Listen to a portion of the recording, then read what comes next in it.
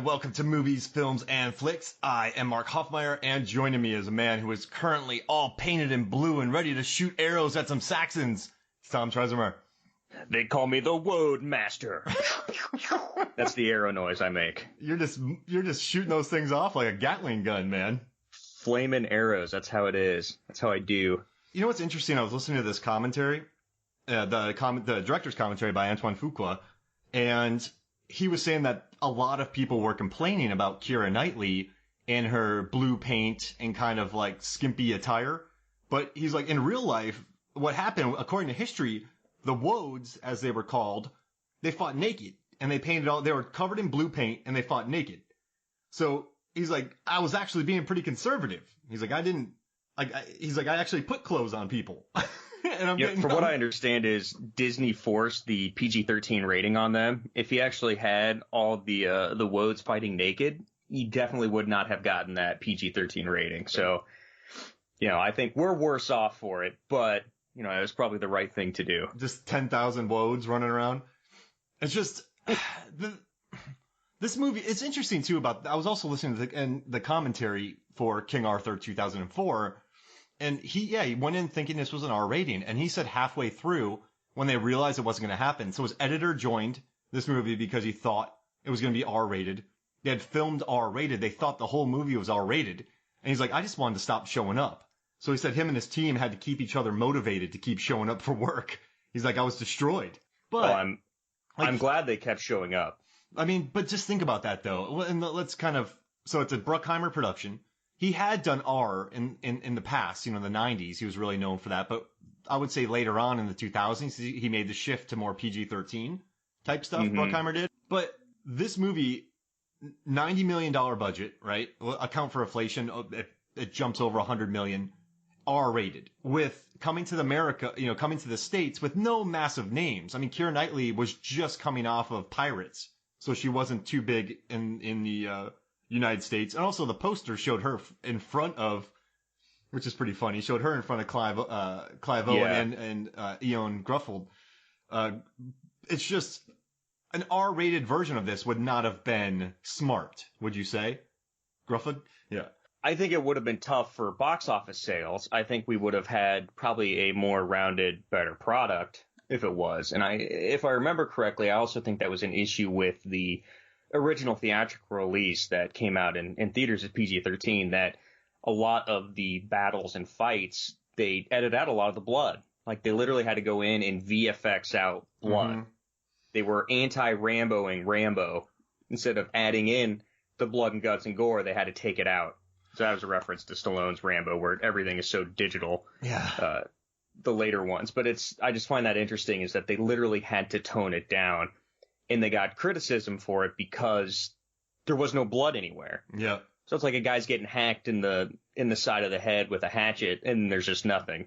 You just hear the donk of the helmet crush it in, and then he falls to the ground, and there's no blood. So during the big battle scene at the end that took a month to film, they had up to 18 cameras filming at a time. They had special cameras developed to be put on swords that could pull off gags of going through a body. And so imagine the money that they wasted in planning on an R rating. Like, they couldn't plan on a PG-13. Does that make sense? So they almost doubly sort of screwed over Fuqua because everything he planned on was R. So, I mean, That'd be so sweet to see a camera on a sword stabbing through somebody that was specially developed from Sweden. Oh, that'd be awesome. Yeah, just a neat gags out there and all that kind of stuff. But I mean, still, the finished product of this movie is, all right. You know what's interesting? I listened to CinemaSins on this. They were really hating on it. Got a 31% tomato meter rating.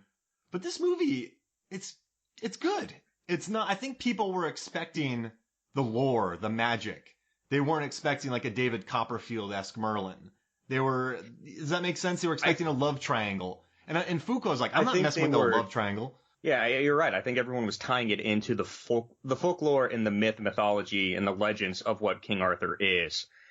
The whole sword in the stone and all that stuff, like actual legit, bolts of lightning flying from hands, the Holy Grail, that whole aspect. And all of that was removed for a more down-to-earth, gritty, realistic version or telling of the King Arthur tale. With a stacked cast. It is a stacked cast. Back then, not necessarily. They had, and this was interesting in the, if you ever get the DVD, they've got a really nice behind the scene feature called like The Round Table. And it's Antoine Fuqua with most of his cast and Bruckheimer and the writer sitting around a table talking. And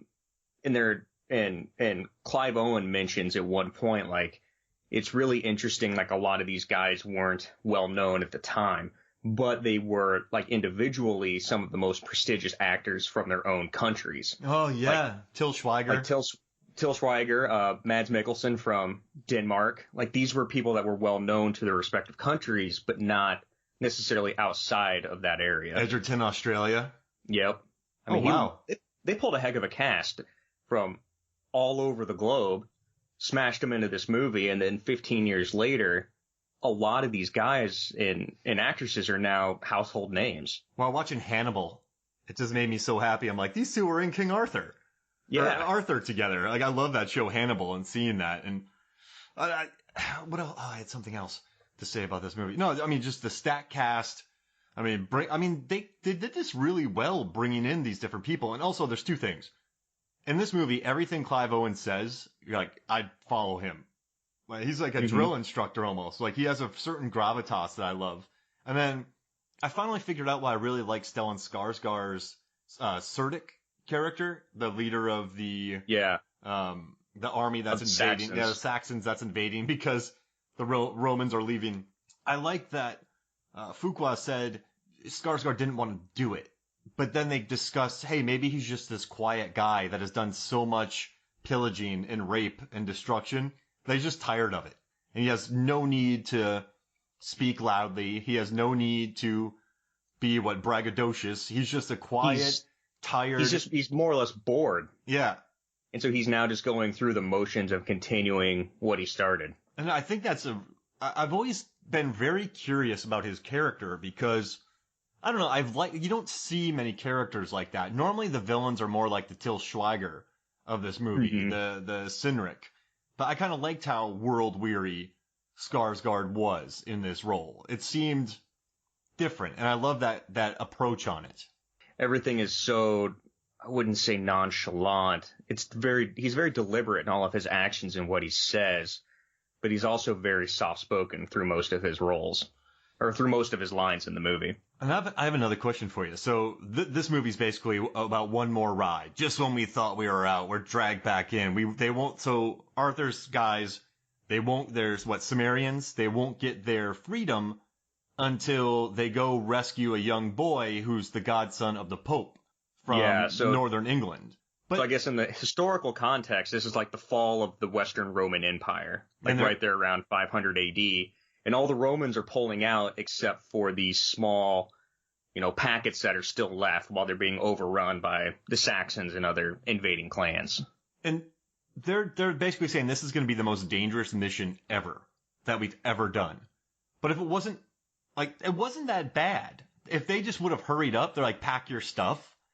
Like, if they just would have grabbed them, thrown them on horses, and ridden back, the Saxons wouldn't have caught them. Correct? Probably not. But how do you right the wrong of them, of, those priests, walling live people up in their dungeons? Can we talk about the elephant in the room for this movie? Are you talking about Alexander? And his elephants? No. Stupid joke. Go ahead. I actually don't mind that movie. I like how insane and pompous and bloated and bombastic it is. But no, this movie, in watching it again, I really like Keira Knightley's performance. She was only 19 when she made this, and I think she comes across as much older. But she had been in that little hole for years, and her eyebrows are perfect. I know it's such a little thing to see, but every time I watch this movie, I'm like, oh, brother. Right? Perfect eyebrows, perfect skin, teeth, other than the dirt on it, perfect teeth. Now, listen, that's a hater thing to say, and we need to suspend disbelief. And I think she's good in this movie. I think she actually pulls across, does really well with the physicality of the role. It's impressive. It's just every time you see it, you're like, oh, there's a scene again. right? Well, in your mind, how do they fix it then? Do they smack a unibrow on her there for that first entrance, And then, or like some like big bushy eyebrows? yeah, I mean, you know those movies where they go find the person and they have that terrible fake beard on, and then there's a shaving scene and it's off. They just shave her unibrow. Yeah, I mean, I know that's stupid. It's good. And I don't know what I could do about it. I don't know what the directors could do about it. The writers, Keira Knightley. It's not Knightley's fault. It's just whenever I see it, like you just been shoved in a little rock hole for a very long time. So it just seems. Well, in fairness, we don't really know how long she's been walled up in there. Yeah. I mean, other than her having dislocated fingers and being dirty and muddy, as far as we know, she may have only been in there for a couple days, for as long as it took them to wall up 3/4 of that wall. Yeah, I mean, it's just silly. Like that's the one. There's so many things. All the things at the movie, that's the one thing. Well, one thing that bugs you. Yeah, I mean, I just noticed a lot of people making fun of that, and so I just had to bring it up. And also, the behind the scenes documentary? I watched one. It's about 30 minutes long. You know, they spent like 3 months building that wall. So that wall that they fought on, like that, they built that. Like, obviously not stone, but that's a really beautiful construction that they did. It is. With so that wall. That wall in reality is supposed to be Hadrian's Wall, which was one of like the border lines there in at that time, like northern 79 Britain. miles. Yeah. And so Fuqua and his team built a replica, it's a massive, probably over exaggeration of what that actual wall would have been 1,500 years ago, 1,500 plus, but they built it like 40 feet high and almost a kilometer long. Like it is huge. Like they wanted to limit as much VFX work as they possibly could for the Battle of Baden Hill, which is the final big galactic clash between the two armies. Man, and I just love this, and it looks good. This is another thing while watching this movie. I think all the on-location work makes it look so much better. I mean, Ireland looks beautiful for this film. I mean, you could just point a camera anywhere in Ireland, it looks great. But I just love the on-location work that this film did. It does not feel, it feels, it's interesting. Ebert had something to say about this, and I don't know if you read this review. He was talking about how all the actors in Troy just seem out of place.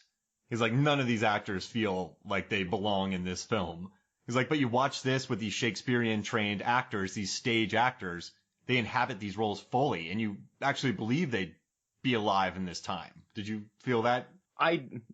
Yes, I agree with Ebert to that extent. And Troy is terrible, by the way. Side note that I love Troy. You were so angry the other day when I said I didn't like Troy. Yeah, I was hoping to throw that into the podcast somewhere. Did you do an angry walk after I told you? I don't have very far to walk in the house, so I just kind of did circles inside. But I got something back in all caps from you. You did. And 3 exclamation points. Too much. I was pretty triggered after that moment. No, I agree with Ebert to that extent that the cast of this movie is so well done. And for having as little backstory that's given to them, they all have their own distinct personalities. Like they all have their own fighting styles, their own, jokes, their little banter with each other.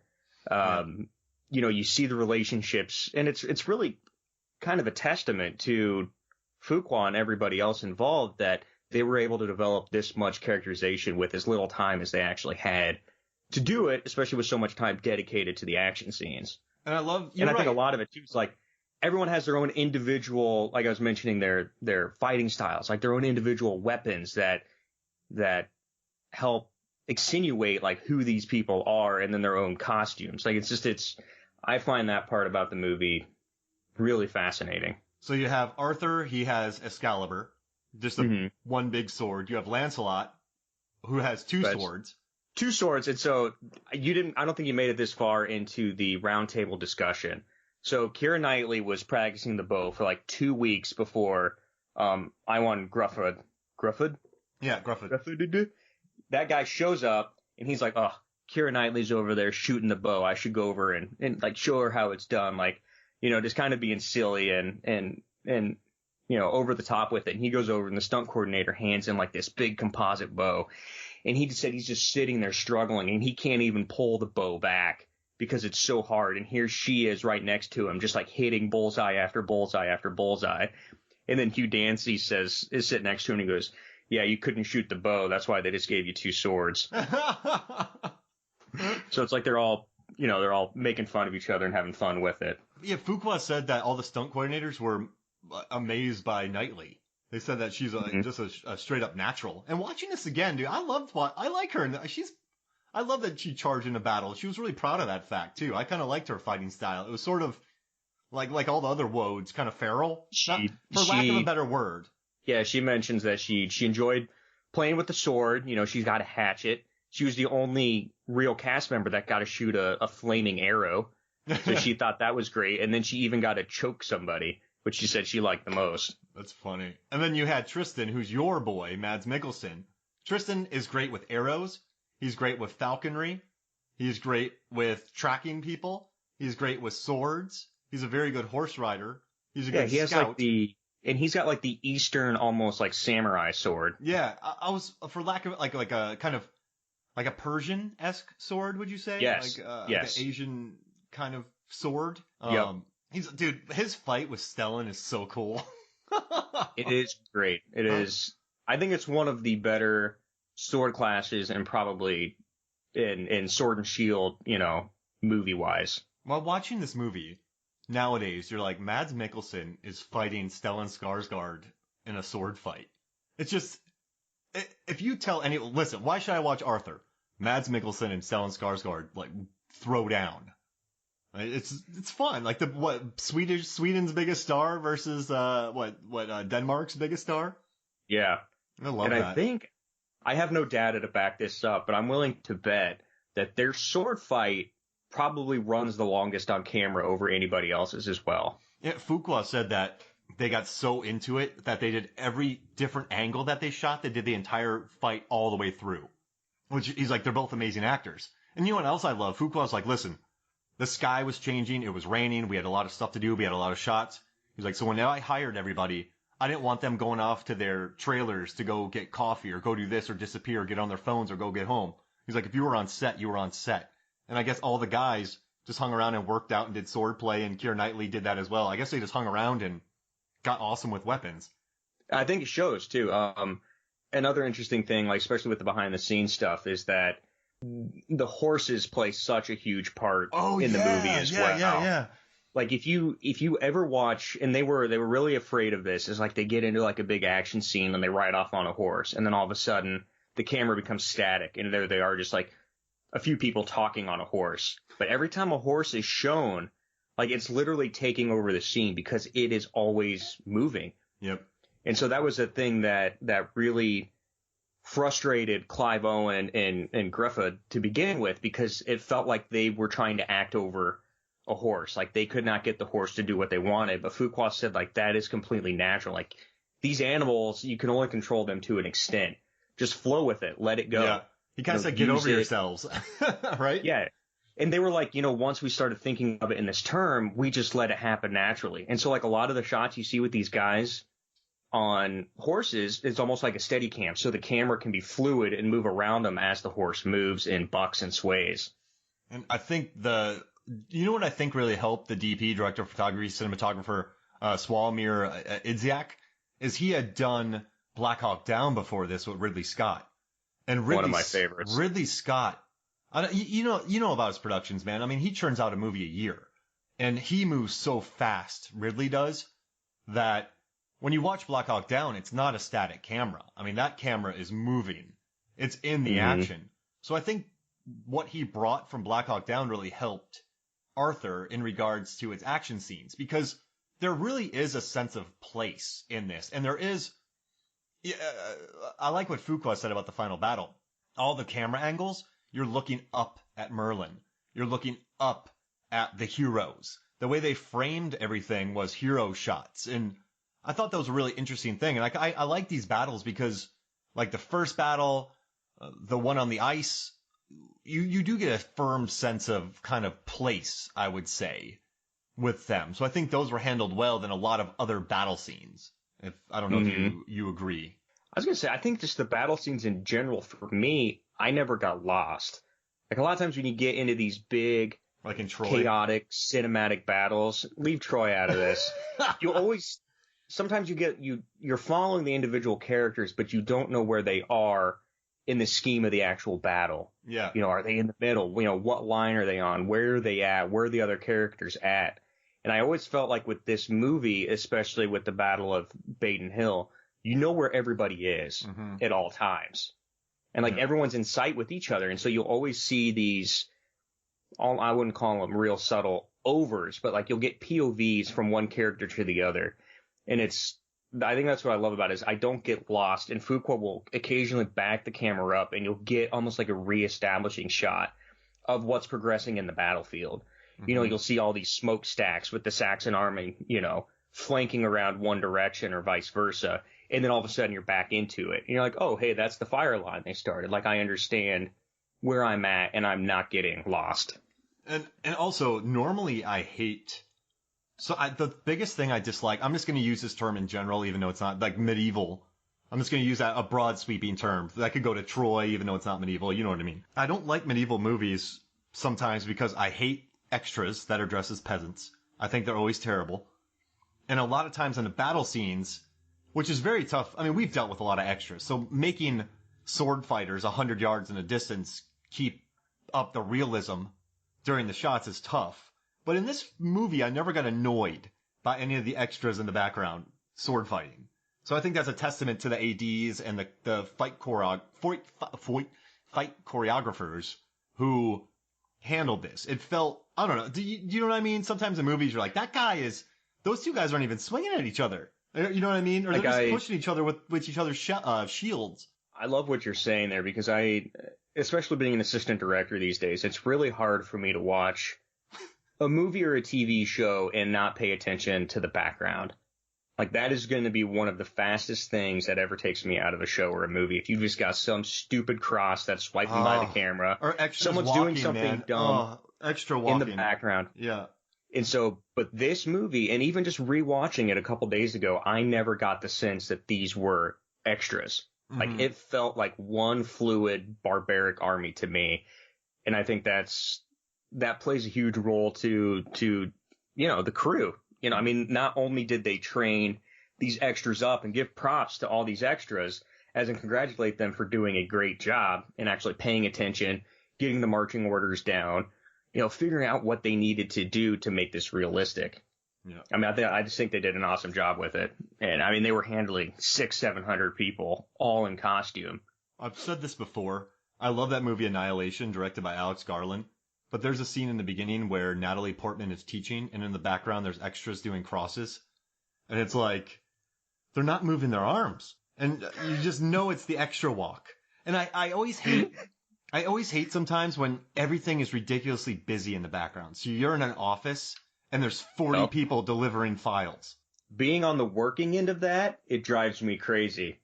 when we're doing an office scene or something, you know, simple and subtle and should be quiet, or working at a hospital at like 2 a.m. in the morning, and this scene takes place at 2 a.m., but yet it looks like it's a massacre mad rush of people in the ER. Everyone's delivering files. Why? I've had so many people deliver files. Hey, put this in your hands and deliver files. Just go back and forth, deliver. Oh, man. Yeah, but this one I didn't feel it. And that really is a credit to everyone involved, because it's tough to whip up into shape in very little, because this movie had a really quick turnaround. This had about like a year to write, shoot, edit, and then get released. I mean, they did not have much time for this. So to whip into shape a Saxon army, I mean, I'd hire the guy who did it. That's for sure. I wish I could remember the name, but Fuqua even mentioned that in both the behind the scenes videos that I watched. Like, he pulled this guy aside and he was like, I don't want these extras to feel like extras. Yeah. You know, we've got 2 hours to get this down.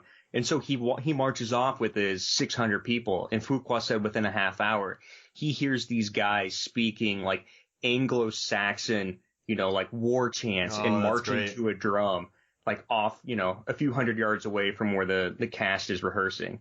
And he said it was just awesome. Like before you knew it, these guys just march in and they're just kicking ass. They ate as a group, then they marched out as a group. Like, that's fun, man. And like, that's when they all died by that's King Arthur. That's when you know that you got somebody good on staff. He got them to believe in it. And I think you got the right extras. I wonder if they were casting. Because, I mean, is casting different in Ireland than it is Atlanta? Because imagine if we got 400 people to play a Saxon army. Would you be able, like, maybe they're just better extras out there. I don't know. You know what I mean? That'd be a tough gig. Well, I can't imagine too many big budget Hollywood movies shooting in Ireland in 2004. We'd have to make a list. So you might be getting the cream of the crop and the best of the best that are coming in to work on King Arthur. I just want to Whereas do here, it. we're spread out over 30 productions and we're scraping the bottom of the barrel at times. Hey, so also another thing, Dan Wheel, the production designer, he worked on The Professional, Born Identity, and Blood Diamond. And when you think about those three movies, I think there's a nice level of realism involved. I mean, think about The Professional in your head right now. It's very grounded. It's very it's very believable. Then think about Born Identity, how grounded again that is. I mean, Born Identity is such a realistic action film. And then Blood Diamond, which I think, you know, people love Leo's accent in that. I think that's another really good looking one. So I think that's I think this guy captured the time. I mean, he had $90 million to do it, and he had Disney and he had Jerry Bruckheimer. Correct. So yeah, I mean, obviously he had everything at his disposal, but I think nothing I don't think was taken for granted as far as production design in this film, I would say. Well, no. And I think a lot of that too is on top of the production design is kind of the story as well. And again, like you can go back to the King Arthur stuff, but it was written by David Frazzoni, who also did Gladiator. Yeah, crazy. Which just came out a few years before this did. Yeah, he was hot. And so then they also had the costume designer. The costume designer from Gladiator also did the costumes on this movie. And she also did Pirates. Bruckheimer brought her in. So that was a big thing that they really drove home together, that they didn't want this to be, you know, the knight in shining armor type of movie. You know, everyone's crystal clear. You know, they look great all the time. Like this was like these guys were supposed to be dirty and gritty, you know, like salt of the earth type of warriors. And I want to ask you something. So it did $50 million here in the States, $90 million. Overall, it did $200 million worldwide. So let's say let's add $30 million for advertising. You're at $120 million. It still pulled in a profit for Disney, which is good. But I think $50 million for a British King Arthur tale with no big stars in it in 2004 wasn't bad. It wasn't bad, but it wasn't great. Yeah. And I think part of that too is the PG-13 rating. And I think the fact that it wasn't dealing with, you know, sorcery and magic and that type of thing may have hurt it to an extent. Yeah. And do you think they were, like, Troy had already come out? They already had do you think it was kind of fatigued at the moment? Because Troy was not good. I think it got okay. You're gonna have to cut that out. No, I think it got a bad rap, especially during the test screenings where they had to change the ending of the movie. Yeah. And I think a lot of historians out there got really upset that this was claiming to be a true story from the card at the beginning of the titles, saying based off new archaeological evidence. You know, we now know, you know, the original story of King Arthur, which is completely false. But it's like I think a lot of historians really ragged on this movie hard, and it got a bad word of mouth because of that. But I also think, like, what a lot of people don't consider is, one, this is a more realistic take, but two, all the characters that are in this movie outside of Arthur's knights are based off of real people, not necessarily all in the 5th century, you know, give or take 300 years on either side of that. But they've kind of composited everything into definitely a historical fictional realm, but they've also kept it very grounded with how these events would have happened back then. Well, Arturius did defeat the Saxons, correct? After the Romans pulled out? That's fact? Supposedly, yes, that they did win the Battle of Baden Hill. The Britons did. And whether or not they had helped with help from the Woads, or as they called them back then, the Picts, Picts. I guess they don't know for certain, but it was a battle that they won that at least delayed the Saxon invasion by a couple generations. The final battle of this, they actually did a ton of research into Roman strategy. So all the smoke that you see, that's what the Romans would do. They would light like stuff on fire and to cause like smoke on the battlefield, and then they would divide and conquer. So they wiped out those people who ran to the castle, and then they did the fire trench to split them up because the Saxons had a much bigger force. So this was a well thought out battle. But hearing Fuqua talk about it, this 20 minutes of nonstop strategy. You should listen to the commentary at the end just to hear him talk about everything that they thought about. And also, I love a good catapult or trebuchet in movies, Tom. What's kind of cool about Fuqua talking about that is pre-production and early on, like, he was so, like, excited and I'm not going to say he wasn't putting forth his best effort because he always was, but he was very excited for this movie. And then, when they changed the PG-13 rating and then he realized how big this battle was going to get, like Jerry Bruckheimer was trying to prep him the entire time. Like, this is going to be the biggest battle you're ever going to film in your entire career. And he said, like, at that point, once he finally realized what he was in store for, he had like a moment of doubt, like, oh my God, maybe I shouldn't be doing this. Tears of the Sun 2, Training Day 2. Yes. All right, so hey. But go for it. No, go ahead. Oh, no, I was just going to say, let's take a quick break, and we come back, we'll dive into there's so much more to talk about, so we'll talk about a lot more of King Arthur. How's that sound? Sounds good. All right, we'll be right back. Welcome back to Movies, Films, and Flicks. Tom, I have a question for you. If you... Ask away. How would you fight if you were one of these guys, or the men of the round table? So you have Arthur, one sword, Lancelot, two. Lancelot's more of like a skilled fighter. You have Tristan, Mads Mikkelsen, who's very finesse, very silky smooth. You have Joel Edgerton as Gawain, who is just a human battering ram. You have Hugh Dancy as Galahad, who's probably precision. He's young. He's just headlong into battle. Then you have Bors, Ray Winstone, who has those hand knives that just punches people in the face and kicks them in the ribs. Then you have Dagonet, Ray Stevenson, who is just huge. He's a bear. He just has a big battle axe. And then every time he drops his sword and picks up his axe. Yeah, I love it. And then you have Guinevere, who's like kind of feral. If you could be a combination of these fighters, who would you be? Probably Tristan. Oh, you'd be silky smooth fighting? I would try to be. You know what? I would probably die, but I see you doing that. I think you would actually take the time to be a swordsmith. I could see you taking it very seriously. I'd either be Tristan or go polar opposite to like a Galahad. Or not Galahad, Gawain, Joel Edgerton's character.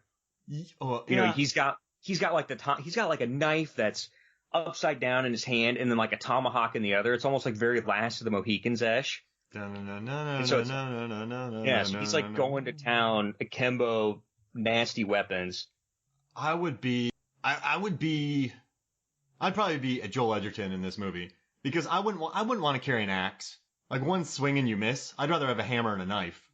Mm-hmm. And dude, could you picture me training with a sword? Maybe like a butter knife. I couldn't. I would never be Zorro. I could never fence. I think I would just bonk things on the head. I'd be like Andre the Giant from Princess Bride. Just brute strength. Now, something I loved in the commentary, and I also liked in this movie, is based on the lore, you have the love triangle between Lancelot, Arthur, and Guinevere. And I love what Antoine said. He's like, we're not doing that. He's like, where I come from, he's like, we don't do that. He's like, these guys fought together, they killed people together, they saved each other's lives. I'm like, they are not going to get into a love triangle. And I kind of like that aspect of it. There was some flirting between Lancelot and Guinevere, but then he's like, nah, like, you go hang out with Arthur. Like, it's cool. I get it. Like, he wasn't even jealous. And I liked that they just ditched that drama aspect of it, because there wasn't enough time, first of all. And this isn't a Sean Connery, Richard Gere Juliette Binoche love triangle. This was just, we're buds, we get it done. You know what I mean? Yeah, I think that was, maybe that was a part of the reason this movie didn't do as well either, is that people were expecting that love triangle and it never came to fruition. But it's like you do feel though that there is a little bit of something there between Lancelot and Guinevere. Well, yeah, I mean, not much, but there is like that little flirty look, like she's not yet committed to King Arthur, and when or Arthur's not necessarily committed to her, and Lancelot's got like that boyish charm about him. Like he's got the good looks, he's smooth, he says the right thing, he's incredibly passionate, charismatic, but he's also, he hasn't converted yet, at least in this movie, to Christianity. So it's like he still has that, and I don't even know if he's religious at all. So it's like he's not even like a pagan in the movie. He's just out there, I keep saying it, like salt of the earth, just doing what he does. It's pretty interesting. Then, you've got Sorry. the feral Guinevere, and so it's like I feel like there is like that attraction to each other, but it's never realized before he gets an arrow to the chest. And then he throws a sword into Schweiger. Great death. She's holding him though when he's dying, and I mean that is pretty interesting. Where Clive Owen's praying, and Gruffle or Lancelot's like, "Man, why are you talking to God? You should be talking to me." I'm paraphrasing there, but it's kind of an interesting conversation between the two. So I think you really, more than anything, you almost, if there ever is a triangle that starts to develop, you feel it in that final battle, because it's like all the characters kind of individually placed throughout the battlefield, having their own individual battles, but it's like it's always that cut. Like there's never, every cut is in direct relation from like King Arthur to Lancelot, or Lancelot to Guinevere, and then back to Lancelot, back to Arthur. So it's like you're never like straying too far away from that stuff, but it's like they're always like one is always trying to get to the other to help the other out. Yeah, I love when the lady picks warriors take down that huge guy. Oh yeah, that was gangster. Skarsgård's like right hand man. Oh, it didn't Till kill him though. Remember that scene where he's like, you've lost the respect of our enemy. You're not the second in command. This guy's the second in command. He's like my son. And then Till kills him. No, that was some other poor schmuck that was sitting at that campfire with him. And he did that was on just purpose. some dude that was just like some dude eating like a chicken leg. Like he was just wrong place at the wrong time and got a knife. And he gets murdered and Skarsgård laughs about it. I thought that was pretty funny. Yeah, they've got an interesting relationship. So it's like, Skarsgård's the father, of course, but it's like you can tell that he, at least in his own way, loves his son, but it's like tough love. It's like he demotes him because he failed, to capture King Arthur out on the ice. But then at the battle, when he knows that Arthur set a trap for him, he tells his son to send out his army, but then he says, no, you wait here. And so then they all rush in, get locked off behind the doors, and then they all die. So it's like he held them back because he knew everyone was going to die. And yeah, that's interesting too, because Fuqua knew that guy was a good general. And so at the end, after they played he wasn't going to send his entire army in, but they played on his vanity. He's this great warrior, so he wouldn't not be led into that trap based on hubris. It's pretty interesting. Mm-hmm. I kind of like that. Yeah. What do you think about the ice battle where poor Ray Stevenson, the bear, gets killed? That was the hardest thing to film, actually. They said they shot it last, and they built tanks, and they had crazy sets. Like, I thought that was a really neat digitally enhanced set, too. It was almost Mad Max Fury Road-esque, where they added a lot to it in post. But I thought that was a fun battle. Yeah, I think of all the battles in the movie, it was definitely the most VFX heavy. Yeah. But it was very well done. Like, I thought it was seamless, other than, the really exaggerated shots of, the camera following the ice cracks through the ice and then like down to the water with the footsteps. But it was all stuff that I thought enhanced the battle itself. It's like it's something that you necessarily don't think about, but the camera was showing it to you anyways. Those crossbows, I guess the arrows, did they have the wind, or just the arrows go farther than the crossbows do? They must have just had some superior bows, because they were out shooting the Saxons by a good 100 yards. That's not even close. I was like, is it a malfunction in the crossbows? Did they have the wind? Like, did you understand that scene, or is it just saying they're that good? That I think they're just that good and they have superior weaponry. Got it. Because that was kind of my take on it, but who knows? Maybe they did have like a good, strong southern wind at their back or something. Do crossbows shoot farther than arrows? I don't know. I would think no. So maybe that's... I would think that a crossbow would not shoot as far as like a longbow. Yeah, so they had a bunch of longbows. And they're just wiping people out. Every shot. People, arrows and eyes. Arrows and legs. Oh, they were just like pure 100% marksmen. Like, just shooting guys in the eyes at will. Remember that scene in the beginning shot. When the pick kills that Roman soldier, cuts off his head, and then he gets his head cut off? Yes. That's a very short celebration. That's a double decapitation. Within like 5 seconds of each other. Have you ever seen a double decapitation on film before? I don't think so. I've never seen a double decapitation. I think just King Arthur. Imagine that. You're like, yeah, I cut this Roman's head off. And then, boop. Like, if I saw that, you and I are buds, right? We're picks. You're Hank the Pick, and I'm Joe the Pick. And I see you kill a Roman, cut his head off. And then I see you getting your head cut off. Wait, why am I getting my head cut off? A month later, I'm just going to be sitting around a fire talking to the other picks. Like, hey, man, I miss Hank, but it is kind of funny what happened to him. Like, he was celebrating with a decapitated head, and he got decapitated. Man, Arthur got him good. That was a good one. That sword cut through steel, cut through spinal cords with this one swoop. That's a good swing. I have a question. Give that man a baseball bat. We're friends, and you see me get my head cut off while I'm holding a decapitated head. Would you laugh about it? Yes. Yeah, I mean, that's kind of funny. No. That's kind of funny, though, right? I would probably immediately poop myself and run in the other direction. If I saw you in a battle and that happened, I'd be afraid at first, but telling the story years later. So, like, when I'm explaining what happened to your family, I'm like, so he killed the soldier, ripped his head off, and then, and I'd start laughing. And then you'd laugh and you'd say, well, it was one of those you had to be there things. Yeah. And then he gets his head straight cut off, and his family's crying. I'm like, well, I guess you had to be there. You just had to be there, then you realize, no, they probably wouldn't want to be there either. Actually, you wouldn't want to see that either. But then a month later, everyone would be laughing about it. And everyone would be drinking an IPA then. Oh, IPAs are delicious. Double IPA. Awful. No, but I don't know. I don't see how... Wait, I have a question. Why did this movie receive a 31% tomato meter rating from critics?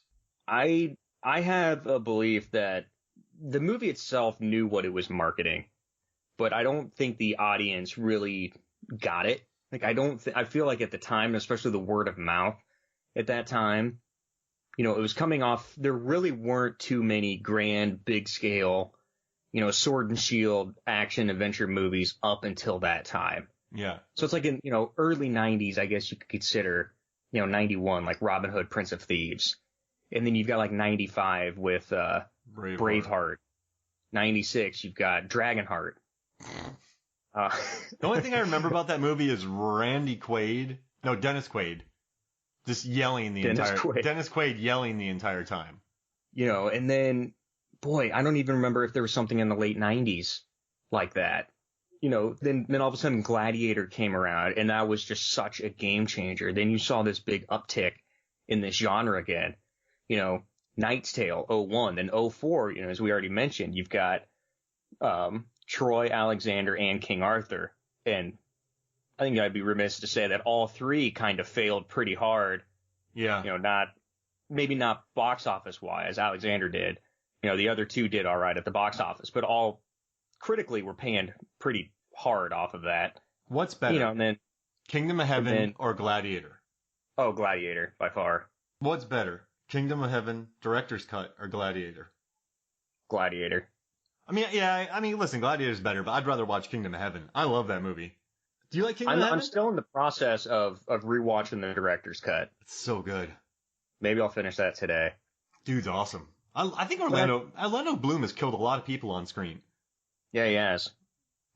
Sorry, I interrupted your point. What were you finishing up there? My bad. No, and I think it's just like right after Gladiator, you had this huge uptick in these types of movies, and for the most part, it's continued up, a decade later, 15 years after, '04. You have all these Sword and Shield movies coming out, it's not medieval times, but you've got like 300, then Kingdom of Heaven. Don't forget like all the Lord of the Rings movies were speckled throughout that time too. 2001, 2, and 3. Yeah, and then the newer trilogy. You had the new Robin Hood with Russell Crowe. Oh, yeah. Snow White, Huntsman. Wow. I mean, you have all these movies that have now started to come out. The Eagle, C-Tates, Channing Tatum. See, and J.K. Not Jamie Kennedy. J.B. Jamie Bell.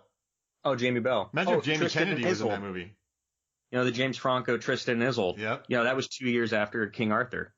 Same characters, same legend type of stuff. Mm-hmm. Oh, so it's just kind of interesting. I just I don't think it's a bad movie. But again, for me, this came out like at a very impressionable time. I think what was it, July? Yeah, July 7th of '04. So that would have been the summer going into my senior year of high school. So like at that point, I knew what I wanted to do with my life. I didn't know my life would turn out like this, but I knew what I wanted to do with it. And this movie, I mean, it played right into everything I wanted to do. Yeah, that's a prime release date too. But I mean, for me, it's got everything. Like it's got the cast. Again, back then they weren't that well known, so maybe it's aged better than a lot of these other movies. Well, and since it's so on location and so many, it was shot on location. It's aged well, like you said, because so much of it is there on screen. Yeah, and I mean it's a period piece too. I kind of have a tough time going back and watching like some of these present day action movies or dramas from the 90s. Like it's hard to go back and watch Sandra Bullock's The Net. Be like, oh man, that's so relevant today. It's like, sorry, no one's hacking with a Windows DOS computer anymore. But it's like this movie, like it still holds up really well. It's got an amazing theatrical score. Hans Zimmer just crushing it. Yeah. The Zim, man. I don't know if anyone hasn't listened to this soundtrack. You've got to go look up Woad to Ruin, WOAD to Ruin on the YouTube and listen to it. Ooh. Awesome score. And also the round tables on YouTube as well. So how about this? We got to do something. So we need a draft in every episode. So we're going to draft a Keira Knightley squad. All right. So you pick a number between 1 and 2. A Keira Knightley squad? Yep. Man. Okay. I took first last time. I'll take No. 1 or 2. I'll take 2. So I'll take the second turn. Oh, no. You go first because I had 2 fingers up. Oh, so I'm going first here? Yep. Okay. How many are we picking? 5 each. I gotta go Elizabeth Swann, Pirates of the Caribbean. All right. Pirates of the Caribbean. Good pick. I'm going to go Pride and Prejudice. Pride and Prejudice. I knew it. I knew you were going to go there. Pirates 2. I don't feel like I can, even though I think she gets more badass as it goes, I don't think I can do it. Oh man. I'll go Atonement. Oh, that was my pick. I had it written in for me. That's the last time I do that. All right. So you just took Atonement. All right. I'll do, oh gosh. All right. I'm going to do the cynical pick and I'm going to do Love Actually. Oh, that's a good one. Even though she gets creeped on. And you can go to Movies, Films, and Flicks Facebook, and you'll see all the polls we put up. So you'll see more and more of these. You can vote on them, have some fun. You can vote against me. You can vote for me. Doesn't matter. I'll go Intimidation Game. All right. Wait. Intimidation Game? Imitation Game. The Imitation Game, not the Intimidation Game. That's the sequel. Yeah, she's in the Mafia. Where's my money? Yes, I'm sorry. Imitation Game. Where's my money? I'll do Begin Again because I love that movie. So wait, is that 3 each? Yep. All right, then I'm gonna go King Arthur. You're gonna win this one big because Pirates is such a good pick and Atonement. All right, I need to think outside the box here. I hate Domino because all she does is smack gum during the whole time and it just kills me. It really hurts my soul. So I'm going to go and... Oh, whoa! Never Let Me Go. It's a really good movie. I have an interesting squad here. I'm very pleased with it. All right, here's your 5th one. So we're doing 5, right? Yeah. Oh, man. I know the movie I could pick if I want to immediately lose. Seeking a Friend for the End of the World. Second Star Wars Episode 1. No, I'm gonna do Bend It Like Beckham. Ah, it's a good pick. All right, so I get the last one. Oh, geez Louise. Oh, man. There's still some solid choices in there. Yeah, I know. She has a solid filmography, man. I like her movies a lot. I like Intimidation Game the most, though. That one's crazy. I think you need to go Jack Ryan, Shadow Recruit. No way. Lock it down. No. Let's see. All right. Come on, Mark. You can do this. Dangerous Method's actually a good movie. I need something, Tom. This is tough. You picked a heck of a squad, so I'm just gonna have to make a move here. I'm gonna have to make a move, and I'm gonna have to pick The Jacket. Oh, goodness gracious. No. I see one in here that could be a sleeper for I'm going for Phantom Menace. Ooh, are you really? Yep. I don't like How to Lose a Friend at the End of the World, or How to Make Friends and Lose the World, or what's the name of it? It's the End of the World. I thought you were gonna pick Anna Karina. Seeking a Friend for the End of the World. I mean, I like that one, but Anna Karina. Yeah. Anna Intimidation Karina. I knew I had to make moves because you got some strong ones. So I did something tough. You know, I made a tough decision. And that's what we do here at Movies, Films, and Flicks. We make tough decisions. Oh, speaking of tough decisions, I want to jump back into King Arthur really quick. How they do the flying V? Yes, on command from a helicopter. I mean, are you talking about the flying V with the horses? Yeah, and in the beginning when they attacked the Romans.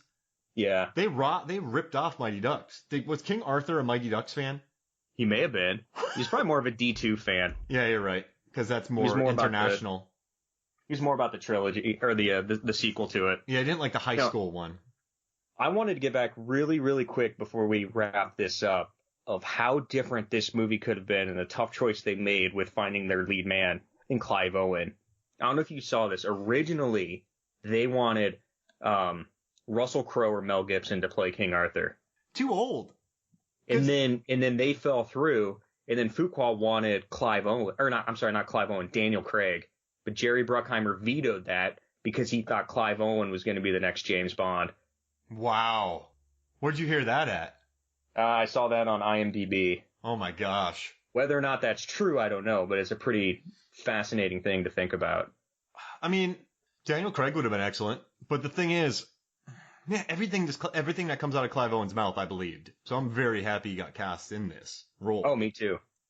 Also, why does this movie start with Lancelot's origin story? And it ends with his monologue too. Yeah. And he's dead. So how is he doing that? It's a good question. When is he actually talking to the audience? Brother. Or is it just his voice is that good? No, but seriously though, why did they, you know what I mean? I think it was kind of the origin of all those kids that kind of got roped into forced military servitude. Yeah. So it's like all those kids that are with Lancelot, you have to believe, you can't figure out who is who, but they're all Arthur's Knights of the Round Table. Like all of them end up becoming his knights. But I think probably just Lancelot, other than Arthur, is the most well-known knight. So I think it probably just made sense to, if you're going to try to show a collective background or you got to focus on somebody, it's got to be him. Yeah. And then it cuts to Arthur, who's, he's a kid and his father is a general in the Roman army. And Pelagius is telling him, oh, one day they're going to be your soldiers and then you're going to rule. Free will. I love when that priest comes in or the bishop comes in and he just takes his trinket and throws it on the ground. What a dick move. He just goes clunk. Also, that's a nice piece of artwork for like an 8-year-old. He crushed. And also this, how bad did you feel for that door that Ray Stevenson just pummeled in? That door didn't have a chance. When he's going when they're going in to rescue Keira Knightley. Walled up. Yeah. Yeah. How bad did you feel for it? Pretty bad. I also felt bad for the ice that he chopped in half. And that guy chopped a lake in half. And he jumped from his horse and took out 2 Romans in a little pond. Terrible tactical decision, by the way. Did you watch the alternate ending to this? No, what is it? So they end up cutting out the whole marriage scene at the end. Oh, good. And then you get this whole spiel by Merlin, Stephen Delane, of everyone like controls their own fate and makes their own destiny. And then it goes to Lancelot's funeral. And then Ray Winstone pretty much says the same thing and repeats Merlin's words as they start the funeral pyre. And then it shows the young boy that Ray Stevenson rescued trying to pull Dagonet's sword out of the earth, but he can't do it, you know, kind of like what Arthur did with Excalibur. Oh. And then Arthur tells him, like, you know, you're not strong enough yet, but someday you will be and you'll come back for it. You know, like almost passing it on. But I find it interesting that Fuqua he doesn't like the ending that's in the theatrical and the director's cut. But I personally do, because the movie's called King Arthur, but he's not a king at any point in this movie. Never. The only time that he can even claim any sort of kingdom is at the end after he marries Guinevere, and he kind of unites the Woads and who's left of the Britons, or the people that Rome left behind when they evacuated the area. Mm-hmm. So, like, in my mind, I love that ending. Dude, how it is on the Blu-ray or DVD or what have you, because it does. For me, it just ties it up, and he actually has like a rightful claim to everything. Otherwise, if you end it with just the funeral, he's just another dude. Yeah, why is it King Arthur then, right? It's just Arthur. That'd be funny. Wait, is this a remake of a Dudley Moore movie? No, yeah, I think that's important that they had that in there. And I do feel for Fuqua, though, because he thought he was making Braveheart. Makes me feel bad for the guy. I don't know if you have that. No? No, he's still making movies and doing well today. Yeah, you're right. All right, so let's do something, unless you don't have anything else to talk about in this movie. Oh, no, one more thing. You are a pick warrior, right? You're a woad. And you're sitting next to a pond.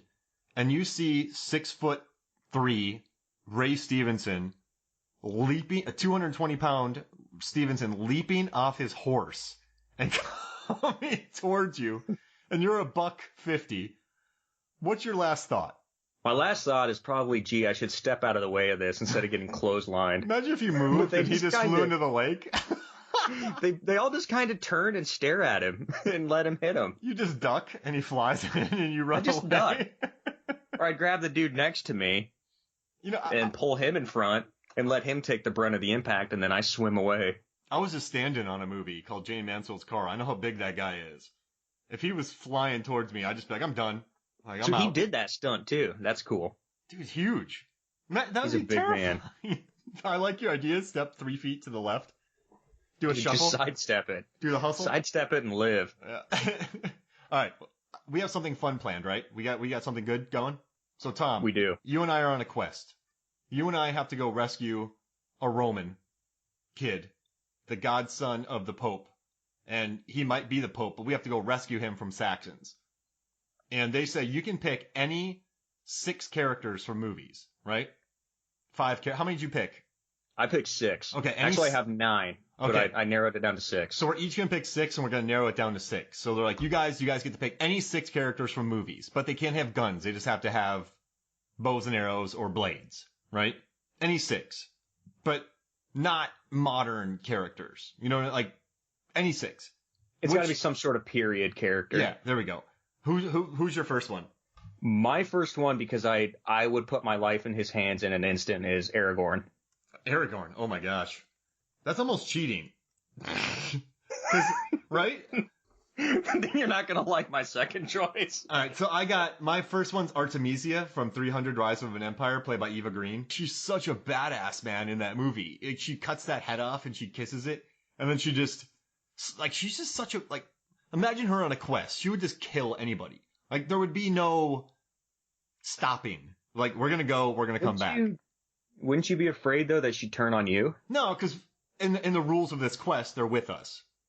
Okay. Like, it's like, yeah, I got your back. I'm not gonna turn. Okay, fair enough. But just imagine her 2 swords just wiping people out. That's all business right there, man. You don't want to mess with Eva Green. Or Artemisia. And not in a weird way, like, you got it. Yeah, I would probably try to risk certain death. Alright, who's next? Alright, well, next up then I need an archer, so then I picked Legolas. Oh, goodness. If I can't have Legolas, I can find someone else. That's fine. I feel bad for whoever comes across us. You know what I mean?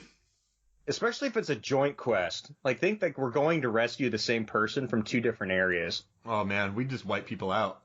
Yeah, I don't even know why we'd go to rescue that Pope's son and not just take our 12 people and turn on the army. Just kill them all. All right, my second one is Manji from Blade of the Immortal. Have you seen Blade of the Immortal? I have not. Amazing film by Takashi Miike. It's just this immortal swordsman who can kill 70 people at a time. And you can stab him and cut him and he just comes back. So that kind of brings me in. I did not pick this guy, but I was thinking at one point Connor McLeod from Highlander. Yes, but this guy, he's tougher than Connor. I was going to say, but depending on when this is, Connor may not even be immortal yet. And at that point, he sucked as a swordsman. Yeah. Yeah, you're right. So you just keep dying and coming back. This guy slices up 50 people at a time. So we have that. Who's your third pick? I picked Robin Hood. Robin Hood. Which one? See, that's what I was torn on. From Robin Hood Men in Tights? Because he's such a great archer? No. Tactically, I should go Taron Egerton's Robin Hood. Ooh. Because that guy is a legit... He killed everyone. Everything. Yeah. But I think I'm going to have to go with Kevin Costner's. Unlike some Robin Hoods, I speak with a British accent. That's good. That's good. Yeah, I mean, he's a beast. He's very good in that movie. He can nail the arrows. He can split them in half. Yup. He's a good leader. I like it. All right, my next one is I'm gonna say Shinzemon from 13 Assassins. Okay. Have you seen 13 Assassins? I have not. No. It's one of my favorite action films of the last 10 years. And it's him. It's essentially Seven Samurai, but it's these 13 guys, assassins, going after this corrupt warlord who's the brother of the shogun, and he has infinite power to be terrible. And these 13 guys just wipe the floor with this entire army. And Tom, I'm telling you, man, these battle scenes will blow your mind. And Shinzemon's just an absolute beast. So I'm taking him with me. Who's your fourth? One. Who's your fourth? I feel like we're going to get in some super sticky situations and we're going to need an escape artist. So I'm going to go with Captain Jack Sparrow. Oh, man. Imagine Aragorn, Legolas, Sparrow, and Robin Hood. Jeez Louise. You just can't kill him. He'll get out of anything. I mean, he might run away, but I think I'm going to, knowing the course of all of his movies, he's going to come back and do the right thing. Or while we're running away, we catch up to him and then he helps us. Yes. Either way, he's good. You just got to keep the leash on him, and I think Aragorn could do that. All right, I'm going to add Guinevere from this movie because she knows all the picks. She knows the locals, right? Yep. If she's with us, you need knowledge of the local environment. She's a badass warrior, and she's an archer who can shoot arrows 700 yards, quarter mile. She's like Uncle Rico of football. Uncle Rico. When I was a senior in high school, I shot a bow and arrow 2 miles, like 2 miles distance. I don't think anybody has ever compared Guinevere to Uncle Rico until now. That's MFF. All right, who's your fifth one? Fifth one, I need a brawler, a guy that's going to get in there and just light it up, and that's Achilles. Oh no. Yep. Brad Pitt. Troy rears his beautiful head. You would destroy nations with this squad, man. That's my plan. Man, Brad Pitt killed people in this. I love his fight with Eric Bana in that movie. That is an awesome fight. All right. My next one's Azim Robin Hood because I love Morgan Freeman. And I just like how loyal he is and how big that sword. Remember when he pulled the sword out and the guy ran away from him? Yeah. I mean, I just love Morgan Freeman. Watching that right now. Yeah. So I might put on some Ryan Adams when this is done and just listen to that theme song. Nice. All right. So I got Azim from Robin Hood. Who's your last one? So I feel like on a quest like this, you're going to need some money. Somebody's got to open up the coffers and donate to the cause and help you out. But I feel like if that person's coming along, they also need to handle a sword. So I'm going to pick Edmond Dantes, Count of Monte Cristo. Oh, love that. Dantes. Not only is he rich, he can fight. That's fun. Guy Pearce? Yep. No. Jim Caviezel. Jim Caviezel, yeah. All right, so let's narrow this down to 6. Oh, no, I have my last one. I'm just doing Balian from Kingdom of Heaven because he stands at the gates. He's in Jerusalem, right, for like 12 hours just sword fighting people. Like he just won't die. Dude's a badass. I love this guy in that movie. All right, so we have 12 people. Who's a definite for you? Oh man, I like your pick of Jack Sparrow a lot because it just seems interesting. let's go him for a lock then. I feel like you have to. All right, who else should we lock? I don't know how you could go against Aragorn or Legolas, but I feel like that's cheating. All right, so should we get? Well, I mean, Jack Sparrow's cheating because he can never die. I mean, he's human though. He doesn't possess any magical abilities. I guess Aragorn doesn't either. All right, so Legolas is an elf. All right, so let's get rid of Legolas, right? And let's get rid of Manji from Blade of the Immortal because he's an immortal. Is that fair? Yeah, that's fair. I mean, I love Blade of the Immortal though. So, all right, we have Captain. We're taking Artemisia. I'm saying that right now. Eva Green's on this mission because it was just imagine her and Sparrow together. That'd be awesome. All right, who else is going? I like Count Monte Cristo. I like Edmund a lot. You need the financial backer. All right, so we got Edmund. I just like Caviezel. So we have Artemisia, Captain Jack Sparrow, and Edmund, and we have Shinzemon, Guinevere, Balin, Azim, Aragorn, Robin Hood, and Achilles left. So we need an absolute stud on our team. We can only have like one though. So that's either Aragorn or Achilles. Well, if you want to keep it grounded, I feel like Achilles more than Aragorn, but Aragorn is such a team leader. All right, so we'll go Aragorn, and he's just the team monster. Yeah, could he win a sword fight against Achilles? No. Probably not, because Achilles, the only thing that can kill him is Paris and his wussy bow. Is Legolas. The only person that can kill Achilles is Legolas. Yep. So what do you think? Who are we doing? Aragorn? I don't know. We had two Orlando Blooms in our list, by the way. I like that. Aragorn or Achilles? I don't know. You pick it. I can't do it. We got to do Aragorn. I got to do Aragorn. Okay. All right, so we have All right. I think we should add That's Azim. Just because you don't like Troy. We should add Azim to this because everyone needs Morgan Freeman. Especially if he's going to narrate it.